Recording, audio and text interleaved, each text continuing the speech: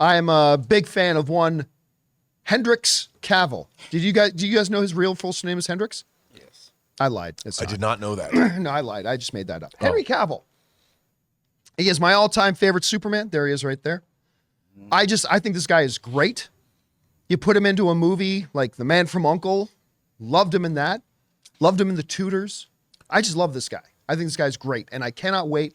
Supposed to go see him tonight in Argyle, but you can tell I'm a little bit on the weather. I don't know that I'm going to go now. But got Argyle, and now the new trailer coming with Henry Cavill and one of the directors I get the most excited about, Guy Ritchie.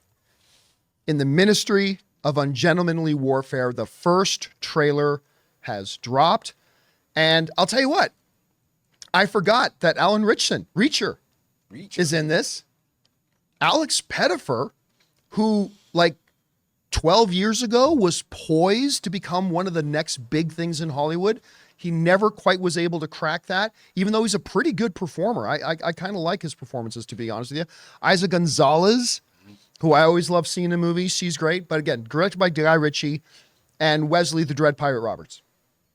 And and it's a guy.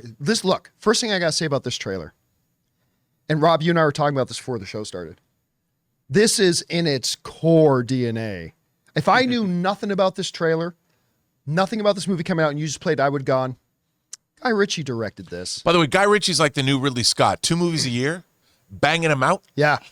And always banging out interesting. Yeah, and then doing a TV series stuff. based on The Gentleman, too.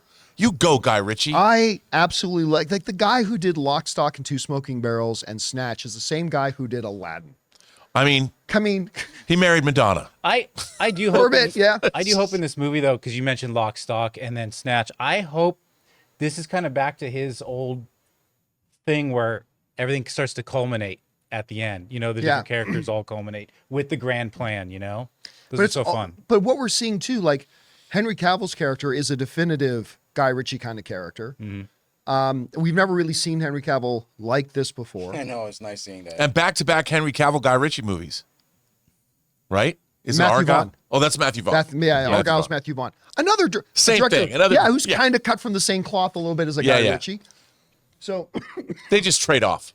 That's all. They just take turns. I got to tell you what, I thought, look, there's going to be obvious comparisons to like Inglourious Bastards. Sure. There's going to be comparisons to like some of the other Guy Ritchie stuff.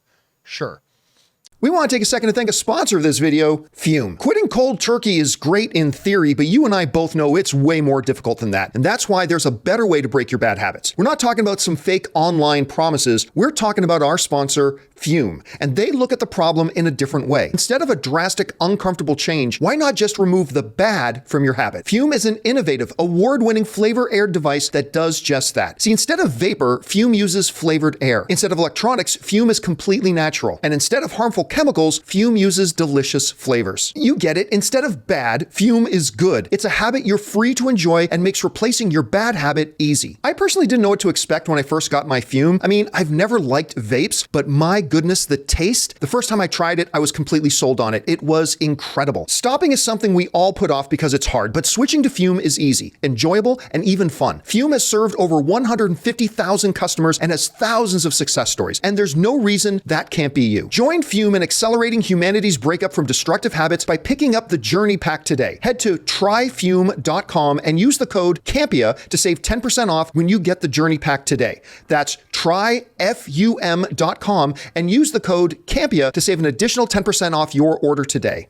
But I don't know, man. I loved this trailer. Was it a little corny here and there? Yeah, but I wanted a little bit of corny in this. Isn't it great timing that Alan Richson's in this? Yes. When Reacher is so like, yeah, it just worked out perfectly right now because he's so hot right now. It surprises me a bit then that they didn't actually put him in the trailer a little bit more, because if you blink at just the right spots, you might not even notice that Alan is in the trailer. Anyway, what do you think about the trailer, Rob? Okay.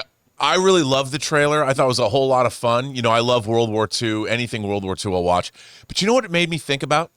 It made me think about, I'm watching this going, do you know what James Bond needs? It needs a movie like this. With this kind of tone.